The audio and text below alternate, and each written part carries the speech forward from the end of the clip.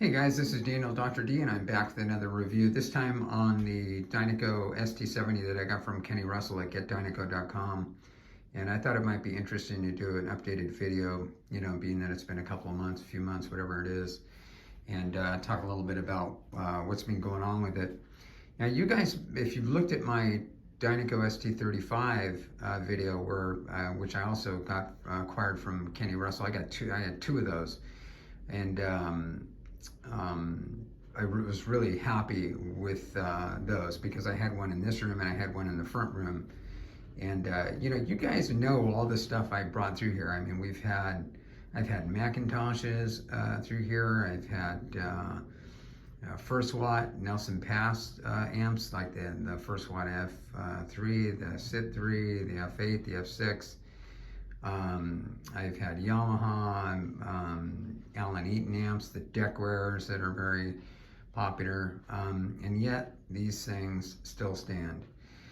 And there's a reason why that is, and it's like if you were to Google the top 10 most prolific amplifiers of all time in hi-fi, this thing is always on the list, and the same thing with the Pass preamp.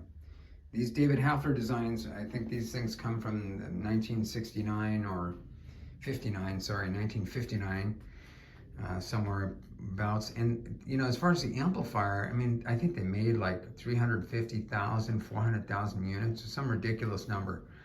And I think, when you think about that, for that time frame, that's a pretty astonishing number. And I think what it is too is it's just this David Hafler circuit, this design. It is so unique. There's something unique about it, and I think that's why these things have stood the test of time. Now, Dynakit has these kits with these stainless steel chassis and all the parts, and people can assemble them themselves. The reason I have Kenny do it is just because I just love the way he does the work, and I've emphasized this numerous times because I've purchased numerous items from him. Now, I had the Will Vincent model. I had the, that we used, that I borrowed from a friend of mine. I had the Bob Latino version. This one is, without question, my favorite of all the versions. And the reason that it is, there's a couple of things going on here. One is the way the balance is. It's really funny. The Bob Latino and the Will Vincent sound very similar, but this one sounds completely different. I mean, very noticeable. You would easily pass a blind test. The other versions have kind of a grainier kind of sound. They're not as warm and not as smooth as this. Those amplifiers, for whatever the reason, I don't know if it's the components that are used on it, they don't produce,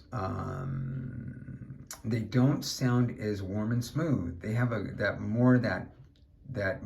modern sound that has all that ultra fine detail. And there's a point where you can have too much detail, it doesn't sound good.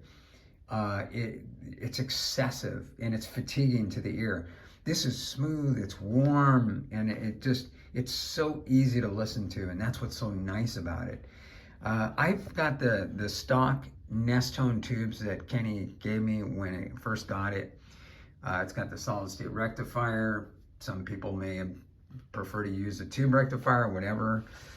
I've had no issues with it. I love the way it sounds. I don't think its sound is compromised. If anything, the bass and everything sounds fantastic. I don't get that. I've heard some reviews where people think that these things have kind of a sloppy bass, or I don't know what they're talking about. I have not had that experience at all. It's tight, it's controlled. It's just unbelievable. I mean, maybe it has something to do with the speakers they use. I don't know. But, when you think about everything, all the amplifiers that have gone through here, I mean, there's been a bunch, and these things are they stand the test of time. And it's like, you got to have a Dynakit in your collection. If you have efficient speakers, having a 35 watt per channel push-pull amp like this is just in your arsenal is just an awesome thing to have.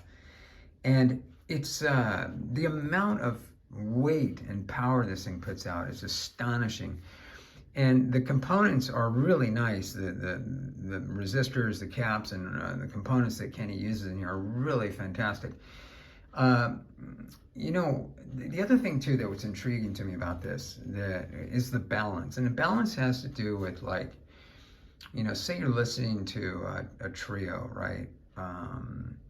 And jazz band. And on some amplifiers, you'll hear a situation where, you know, depending on the recording, but if you get a good recording and you still have like sound, like one of the instruments is further in the back or too far forward, that's something I find less desirable and less balanced. I mean, you want balance, you want to have that three-dimensionality that you get from tube amplifiers, but you want it to sound, you know, universal across the board. You don't want to hear it like one instrument far forward and one far backwards. You want there to be an even distribution, but still without compromising that holographic sound that you want to get from tubes, you know? And that's what this does so well that I wasn't getting from my Bob Latino amplifier. And don't get me wrong, it was a nice amplifier, but it's not this. It's not the original circuit. It's just not these same kind of components. And for that reason, I just love it. You know, the ST35 I have in the front room. Now, interestingly, as I've listened to these more and more between the ST35 and the ST70, which, by the way, I love both amplifiers. Neither one is necessarily better than the other. What I did is I matched them to the speakers. Now, over time, I started to notice that the bottom end on the ST70 is just slightly more evident than with the ST35. Well, on the Clips Forte in the front room that you've seen in many of my videos, I don't need any more bottom end. I've got plenty of bottom end. And so I find that the mid-range that the ST35 puts out is so beautiful with the Fortes. And don't get me wrong, the ST70 can run the Fortes beautifully, but the Heresies need a little bit more bottom end because they're more of a mid-range kind of speaker. And this just helps enhance the bottom end a little bit on the Heresy 2s that you see here. And these are a vintage pair of Heresy 2s. I absolutely love them. And they just sound fantastic. And when you combine them with this ST70 in conjunction with this Pass 3, man, it's just a wicked combination. By the way, some will say don't put your preamp on your speakers, but I don't have any, haven't had any audible issues with that, so it's not of concern, but just something to be aware of. But yeah, I couldn't be more pleased. I've got it set up with the 8 ohm taps. You got 4 ohm and 8 ohm taps on the back. I mean, the tubes, if anything, you know, if I was going to go for another set of tubes, I was discussing it with Kenny. He thought maybe Muller's might be an improvement. The only reason I've been hesitant to change the tubes is because these tubes, these Nestone tubes, these stock ones have been so perfect for me. Like, it's not like I'm wishing I had anything more. It's doing everything I want it to do, so I don't have any impulse to want to change the tubes on it because it's just doing what I want it to do. And that's really a nice feeling to have. And, you know, I've stated, you know, like I stated before, you know, you Google the top 10 amplifiers and preamplifiers, these guys always come up on the list. And there's a reason for that. And I believe it's just because it's just been a tried, tested, you know, set of components that have been out since the late 50s and working on through to the early, you know, through the 60s. And here we are today. And they're still there, you know. And it's just nice to have a Dynakit in your collection. And I'm always going to have a Dynakit in my collection. If you have efficient speakers, man, these are kick-ass amps, you know. And I'm just grateful that I had, you know, someone like Kenny to do this for me. Otherwise, you know, I don't know who I would go to, really. You know, I don't know who I could talk to that could say, you know, help me if any issues that I had or advice on tubes or whatever it is, you know. And I just appreciate that, you know. Once again, super thrilled with this thing. I have the ST35 out in the front, and the 70 is just awesome. Stainless steel chassis, doesn't rust. It's got the latest, greatest components that were just not available back in the early days. So I'm just so pleased with it. So I hope this helps you guys out. I absolutely love this thing. I'm going to be keeping it indefinitely. I have no interest in switching it out. Man, I tell you, no matter what you spend, how much money you spend, there's a point of diminishing return on investment that you get. And I find that this thing just reaches that point where it's like, you know, what more do I need from this? It just sounds so beautiful, you know? So, once again, I'm super thrilled.